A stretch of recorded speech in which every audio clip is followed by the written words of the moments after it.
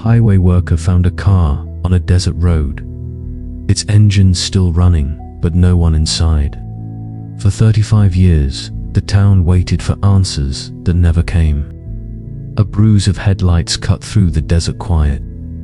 A highway worker stepped out of his truck and froze. A late model sedan perched at the shoulder, its engine still humming as if it had been driven moments ago. Inside were two scarves, a cassette tape half eaten by the player, and a pair of coffee cups still half full. But no people, no footprints leading away. The town that had mourned them for 35 years held its breath once more, unaware that decades later, the desert would finally give something back. Missing shadows. Every shadow has a story. Subscribe. Ethan Cole wasn't the kind of man who sat still for long. He fixed cars at his uncle's garage by day and played his guitar on the roof of his small apartment by night. The kind of music you only played when you wanted to remember something. He carried a dog-eared notebook in his jacket pocket, full of maps, doodles, and plans for a road trip that never quite fit the budget. One day, he'd tell Maya, "We'll just drive until the radio fades." Maya Reyes was quieter, sharper, a photographer who saw the world in shapes and colors rather than words.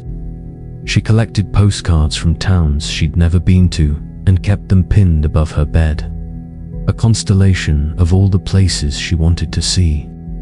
Her dream was to study art in Santa Fe, to turn her lens toward stories nobody bothered to look at.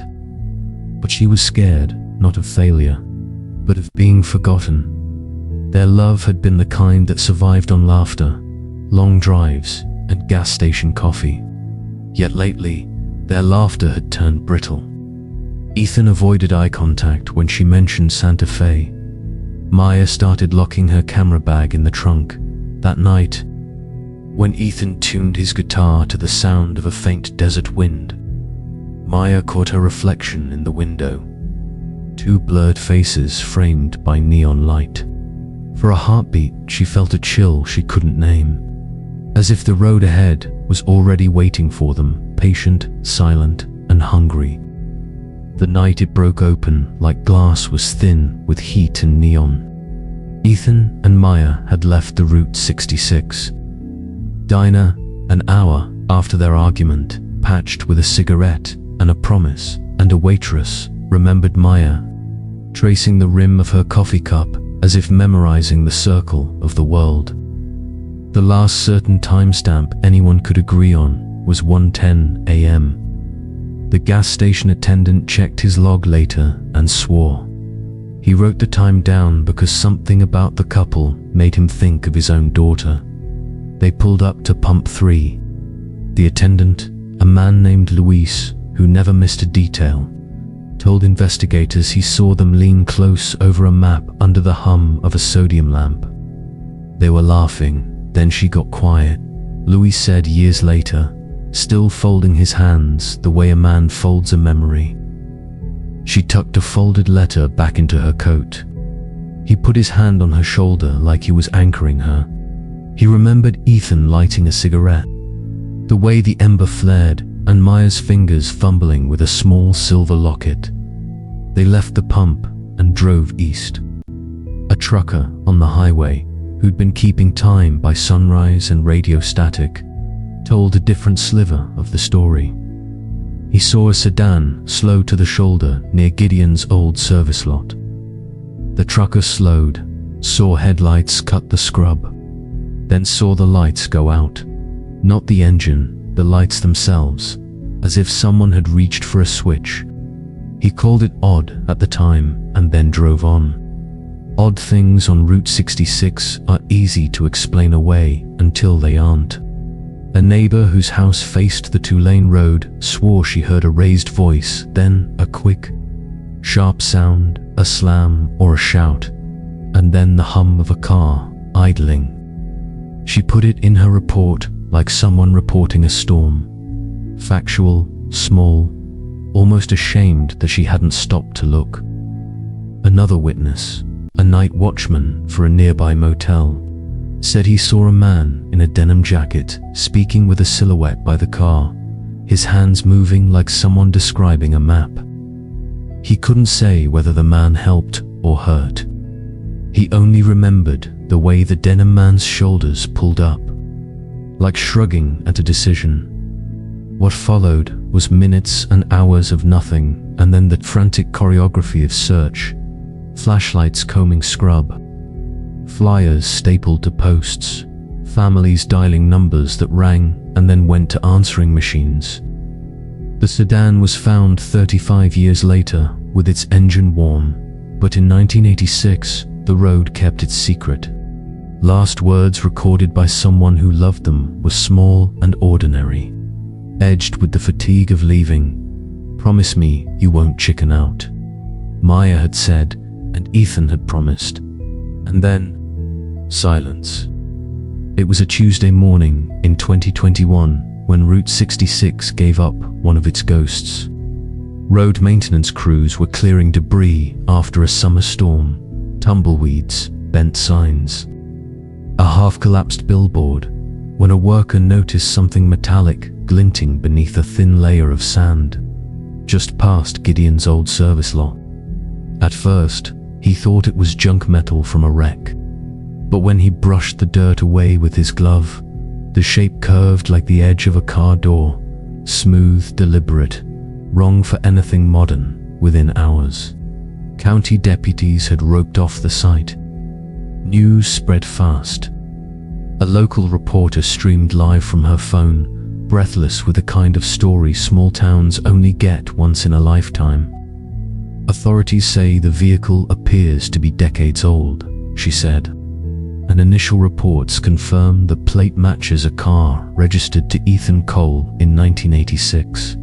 Retired Detective Ray Monroe watched that clip in his living room, his hands trembling just enough for the coffee to ripple in his mug. He had carried the Cole Reyes file in the back of his mind for half his life, the one case that had never left him alone. Now, 35 years later, the road had spit something back out. He drove to the site before the sun fell, his badge long retired but his instincts still sharp. When the tarp was pulled from the car, the air felt colder than the desert should allow. The sedan's paint was faded, but the engine was warm, like it had been running moments ago. 2 coffee cups sat in the console. The cassette deck still held a tape labeled mixtape, M&E, no footprints in the sand. No drag marks, no sign of anyone leaving or arriving. Just the car, humming faintly, as if it remembered. The sheriff muttered, "Impossible," but Ray didn't answer. He stepped closer, squinted through the dusty window, and saw something taped to the rearview mirror. A torn photograph of a young woman, smiling, with the words still waiting to finish. The sky written on the back in faded ink. The workers stepped back when the trunk latch clicked open on its own. Inside lay a stack of Polaroids, each one showing the same empty stretch of road. Headlights in the distance, a figure by the shoulder, then black dot what they found under the parking lot. It was not just a car. The discovery hit the town of Kingman like a lightning strike, sudden, electric, and impossible to ignore. News stations replayed the footage of the dust-covered sedan again and again, and each time the frame froze on the warm engine. The comments flooded in: time capsule, cover up, they never left. For Nora Hay, a 33-year-old true crime podcaster from Albuquerque, the story was oxygen. Her show, Missing Shadows, had built its reputation on the humanity behind unsolved cases, the way grief lingered longer than evidence. When she saw Ethan and Maya's names flash across the screen, something in her chest clicked. "This isn't just a cold case," she told her producer. "It's a heartbeat." Within 2 days, she was driving west on Route 66, recorder on the passenger seat. wind hissing through a cracked window like static from an old tape at the site. She found Ray Monroe, older, slower, but still he'd been there every morning since the car's discovery, hovering just beyond the police tape like a man waiting for permission from the past. When Nora introduced herself, Ray recognized the tone in her voice, the same mix of curiosity and guilt that had kept him up for 35 years. They began digging together, figuratively at first, then literally when Ray requested access to the archived evidence. Inside the sheriff's storage room, time had yellowed everything. Photographs, statements, a torn map with red circles that led nowhere. The cassette from the car was restored. It played faint laughter, a desert wind, and then a voice, Ethan's, saying, "Almost there." After that came a low hum, like an engine or a man breathing too close to the mic. And then the tape cut off. Theories erupted. Some said Ethan and Maya had staged their disappearance. Others whispered about cults, government tests, and a hidden bunker near Gideon's lot. An old mechanic claimed he'd towed a similar car decades ago, but couldn't recall where he dropped it. Each led twisted into another dead end. Nora's nights grew longer. She replayed the tape until the hum became a pulse behind her eyes. Ray's hand shook when he revisited his original notes, realizing he had missed something simple, a receipt from Gideon's service, dated the same night they vanished, signed Siaba in smudged ink. Caleb Riggs, the tow truck driver. The man Ray had once cleared because he was too helpful to be guilty. They found Riggs' old logbooks stacked in his son's garage, stained, unreadable in parts, but one entry stood out. 110A, Route 66. Couple, cash, no ID. Ray's throat went dry. Nora's recorder caught the sound of his exhale, a tremor of realization. He looked at her and said quietly, "We're not looking for bodies anymore. We're looking for what buried them." And just when they thought it was over, a new clue appeared. Step 6 the next morning. The desert felt heavier, as if the wind itself had learned to hold its breath. Nora and Ray drove out to Gideon's lot, a fenced patch of earth long abandoned, its gravel still marked by oil stains and rusted tools. According to the logbook, Caleb Riggs had made his last tow there. The man was dead now, but his son, Dean Riggs, agreed to meet them. Dean arrived in a dented pickup, chewing sunflower seeds, his expression guarded. "My dad never talked much about that night," he said, tossing the husks into the dust. "Just said it was the one tow he should have refused." He led them toward an old storage shed behind the lot, padlocked, half buried by years of sandstorms. "You sure you want to see this?" he asked. Inside, the air was thick and sour. A tarp lay draped over something the size of a refrigerator. Ray's hand trembled as he pulled it back. Beneath it sat a metal cabinet, scorched and dented, its drawers sealed with dried mud. Inside, they found remnants of car parts, headlight glass, a steering emblem, all belonging to Ethan's sedan. But in the bottom drawer was something that stopped them both cold, a cassette recorder identical to the one found in the car, labeled 2 of 2. Nora's pulse spiked. She played it right there, her thumb pressing play through her own shaking. The tape began with the same laughter from the first recording, Ethan's voice, but this time it didn't end abruptly. A woman's voice followed, softer, whispering, "Ray, if you get this, it's not an accident." "He knows." Ray's world tilted. That was Maya's voice. Nora turned toward him slowly. "She said your name." Ray stumbled back, eyes wide, denial clawing at him. That's impossible. I never. He stopped, because he had. 35 years ago, he'd been the first on scene when the couple was reported missing. He'd been the one who found their tire tracks leading off Route 66, and the one who signed off the tow order with Caleb Riggs. The receipt, the smudged CR, wasn't Caleb's initials. It was CR4 Chief Ray. The realization hit like a storm. Nora's recorder caught the sound of his breath breaking. He sank to his knees, staring at the dirt as if the past was buried inches beneath it. I tried to protect her, he muttered. I told Ethan to drive her out of town. I didn't know he'd turn back. Nora's face hardened, the betrayal cutting through her voice. You knew they disappeared. You covered it up. Ray didn't answer. His eyes were locked on something behind her. The ground where the shed's foundation had cracked open. Inside the split earth glimmered metal, a license plate half buried in the sand. Ethan's plate, and beneath it, the faint outline of a second car frame, smaller, burned black. Nora looked back at Ray, her voice a whisper. Then whose car did we find last week?